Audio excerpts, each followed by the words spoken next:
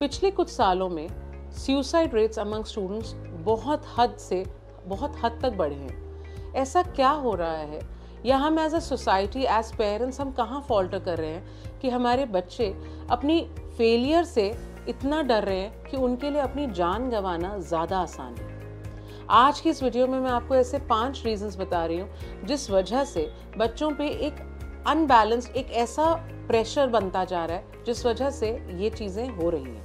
First thing is high academic pressure. Imagine कि एक चिड़िया, एक खरगोश, एक हाथी और एक मछली, इन सबको हम अगर उड़ने के लिए बोलें तो कितनी अच्छे से वो फेयर करेंगे। You also know the answer कि हम एक मात्रा में इन सबको नहीं तोल सकते क्योंकि ये एक जैसे हैं ही नहीं।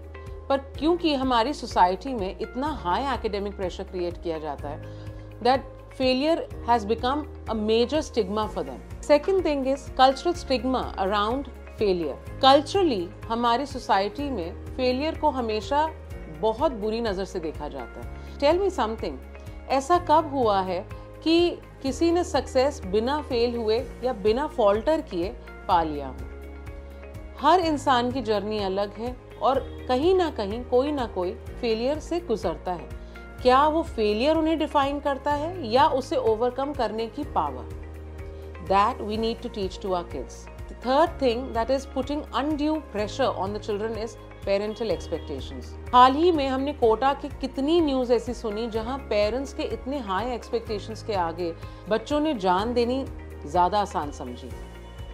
हम ऐसा क्या अपने बच्चों के लिए एक माहौल क्रिएट कर रहे हैं जिसमें बच्चे अपने पेरेंट्स की एक्सपेक्टेशंस को ना पूरा कर पाने का जो डर है या जो फियर है उसे बैलेंस नहीं कर पा रहे, उस चीज़ के बारे में बात नहीं कर पा रहे। We all need to seriously think about it. Fourth thing is limited support system.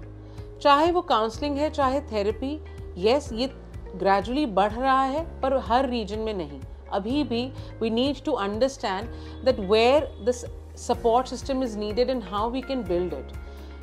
Talking to young teenagers, adults, ये young adults, इन सब से बात करनी उस दौरान बहुत ज़रूरी है to be able to balance their fears, to be able to face the expectations without that stigma of failure. And last is lack of emphasis on social skills.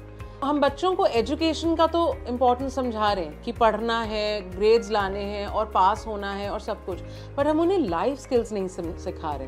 क्या हम उन्हें रेजिलियंस की पावर समझा रहे हैं कि क्या आप ओवरकम कैसे कर सकते हो अपनी प्रॉब्लम्स को? क्या आपका फेलियर ही आपको डिफाइन करेगा?